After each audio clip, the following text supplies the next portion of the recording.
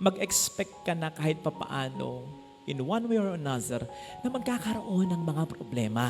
Eh yun nga nag-iisa ka, pinoproblema mo na yung sarili mo, yung pa kayang magkaroon ka ng kasama. Huwag masyadong pinoproblema yung mga problema ngayon. Ang mahalaga, hindi ka parte ng problema at bahagi ka ng solusyon para ma-resolve yung mga problema.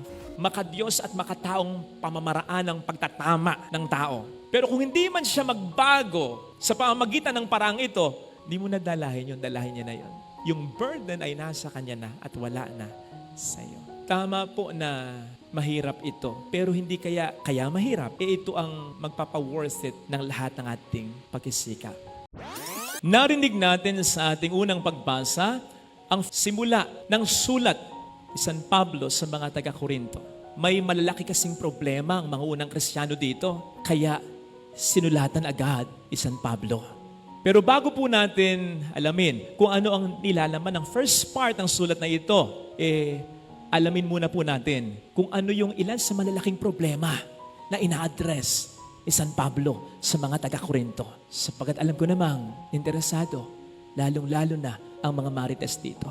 Pero bago yan, let me begin by saying, hindi man normal, talagang mag-expect ka na kahit papaano, in one way or another, na magkakaroon ng mga problema sa isang samahan, sa isang komunidad. Eh yun nga nag-iisa ka, pinoproblema mo na yung sarili mo, yung pa kayang magkaroon ka ng kasama. At mentors, mas maraming grupo, halimbawa tayo mga Katoliko, mas malaki ang tendency either na mas emphasize yung problema o mas maraming problema. Pero kahit saan ka magpunta, makakakita ka ng problema. There is no perfect community here on earth. Ang perfect community, that Trinity, Santissima Trinidad. Ba tayo? Talagang makakakita ka ng mga flaws, ng mga problema. Kaya, huwag masyadong pinoproblema yung mga problema ngayon. Ang mahalaga, hindi ka parte ng problema at bahagi ka ng solusyon para ma-resolve yung mga problema. Father, kanina ka pa dyan, problema ng problema. Ano nga ba yung problema nila? Pag-usapan na po natin ang problema ng mga taga-Korinto. Basically, ang problema nila yung pagiging makamundo. Kasama dito yung pagiging materialoso, yung paghahangad ng yaman, ng kapangyarihan upang maging angat sa karamihan. Port City po kasi ang Corinth. Sentro ito ng trade industry. Kaya malakas ang hatak ng yaman dito sa mga taong nagpupunta dito. At dahil maraming tao ang nagpupunta dito, ang mga taga-Korinto ay exposed din sa masamang impluensya ng iba't ibang mga tao. Nandyan din ang bangayan, ang awayan nila. Nandyan din may mga suplungan pa sa pagitan ng mga Kristiyano. Kaya nakakahiya ang mga pangyayaring ito.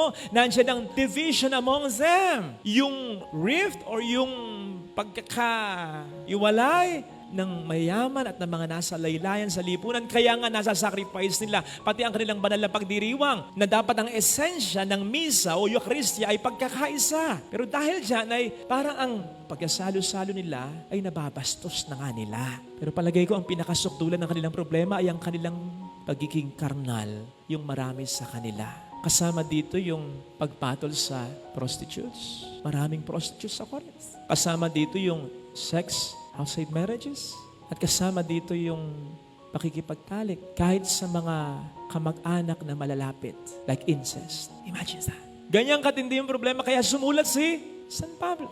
At yung narinig nga po natin, na first reading, ang first part ng sulat na ito. Himay-himayin po natin briefly kung ano nilalaman ng sulat ni St. Paul. Una, pansinin po ninyo, nagpakilala siya. Ako si Pablo. Kakaiba sa ginagawa nating pagsulat ngayon na ang pangalan natin ng sumulat ay nilalagay natin sa ulihan. Dati, nilalagay talaga sa unahan. And upon stating his name, sinabi niya na siya ay apostol, sinugo ni Kristo. Dito, ipinapahayag niya ang kanyang authority. Not to brag. Hindi para magmataas ha, hindi para magmayabang ha. Kasi nga sasabihin actually ni St. Paul sa 1 Corinthians, I am not worthy to be called an apostle.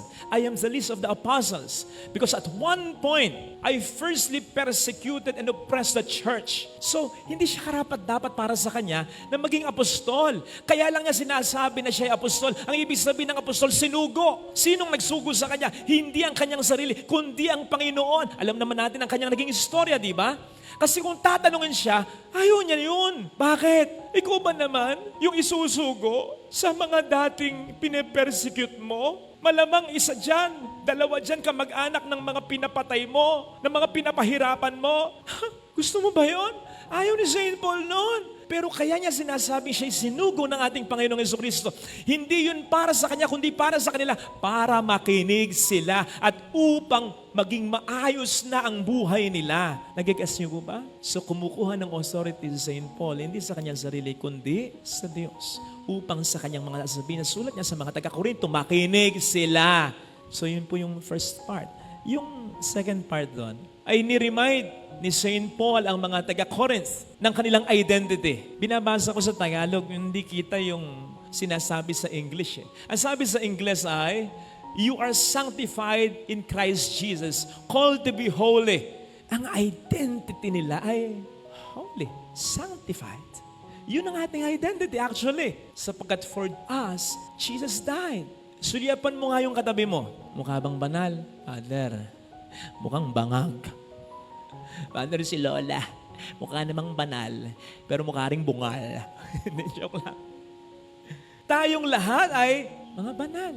So dito po makikita natin, alam kong mahirap itong intindihan kasi makasalanan tayo. Pero tandaan natin, ang sinasabi sa atin ng yugtong ito sa sulat ni San Pablo, applying this to us as Christians, yung kabanalan, yung pagiging santo natin ay hindi nakabatay sa mga mabuting ginagawa natin o sa mga mabuting nagawa natin, kundi sa mabuting ginawa at ginagawa ng Panginoon sa atin. We are holy because we were made holy by Jesus, who is ultimately holy. So banal ka, hindi dahil may mabuti kang ginagawa o ginawa, kundi dahil siya may mabuting ginawa sa'yo at may mabuting ginagawa pa sa'yo. Hindi naman ibig sabihin nito, wag na tayo magpakabuti ha. Mas lalo nga po tayong dapat magpakabuti sapagkat that is our identity. Yun ang tingin sa atin ng Diyos. Yun ang naturalize natin sa mata ng Diyos. So dapat ipakita natin ito ng maayos at lubos. Hindi ka dapat nagmumura kasi ang identity mo, hindi talaga nagmumura. Hindi ka nalikha ng Diyos na nagmumura. Hindi ka dapat seloso. Wala yun sa karakter mo dapat bilang isang Kristiyano sapagkat hindi ka pinlano at ginawa ng Diyos na ganito. Hindi ka dapat makamundo. Kaya wag natin sabihin, ako'y tao lang mahina, marupok. Hindi ka dapat mahina at marupok sapagkat dapat si Kristo bilang isang Kristiyano ang kalakasan mo. Kaya sa totoo lang, kung magpapakatotoo tayong lahat, magiging maganda ang buhay natin kasi ang pagpapakatotoo natin ay yung pagpapakabanal natin. Magiging maganda ang samahan, magiging matatag lalo, at magiging maganda lalo ang simbahan natin. So, nakita po ninyo, ni-remind ni St. Paul sila, you are sanctified in Jesus, you are called to be holy. Tapos, sa kanya briefly sinabi, natutuwa ako sapagkat pinagpala kayo. Ni-remind niya ang mga taga-Corinth ng mga blessings na tinanggap at tatanggapin pa nila through Jesus. Mga blessings na sinasayang ninyo dahil sa pagiging pasaway ninyo. Yun yung sulat ni St. Paul sa mga taga-Corinth. May napansin po ba kayo? Nakita po ninyo inisa-isa natin kanina yung mga major mga kasalanan. Lalong-lalo na yung incest. Tindi ng mga kasalanan yan. Nakita niyo yung first part ng letter of St. Paul to the Corinthians? Tinakel ba yan? May panunumbat ba agad? Wala muna. Wala talaga. Nakita nyo panghusga, wala. Mga pasaway, wala. Mga makasalanan kayo, nakakayak, wala. Sa halip ay pinarealize niya sa kanila. Yung identity nila, hindi kayo ganyan Ano ba nangyayari sa inyo? Sa halip pinarealize niya sa kanila, ang mga blessings na sinasayang nila. Sa halip ay pinarealize ni St. Paul sa kanila kung gaano sila kamahal ng Diyos sapagkat sa pamamagitan ni San Pablo, tinatama niya sila. Kamakailan ay medyo may pagkakamali. Yung ilan sa mga staff natin dito sa parokya, sa inis ko talaga. Na-text ko, sana lang heads will roll. Makikita nyo talaga. Saka ko sinabi nga yung kasalanan nila. At pagkatapos, sabi ko, parang hindi naman yata tama yung text ko. Kahit na may dahilan ako para i-text ito. Sabi ko, sige, hindi. miniting ko sila over lunch na maganda naman yung mood.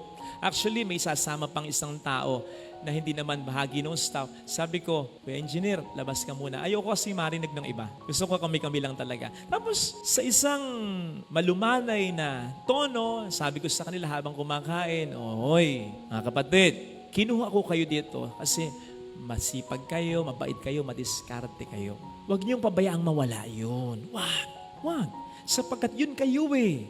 Asset niyo yun eh. Huwag niyong pabayaang mawala yun." At dinagdag ko pa, kinuha ko kayo dito, hindi lamang upang kayo makatulong sa parokya, kundi upang yung parokya din, at ako personally, ay makatulong sa inyo. Hindi ako napaka-stricto sa inyo. Alam niyo yun.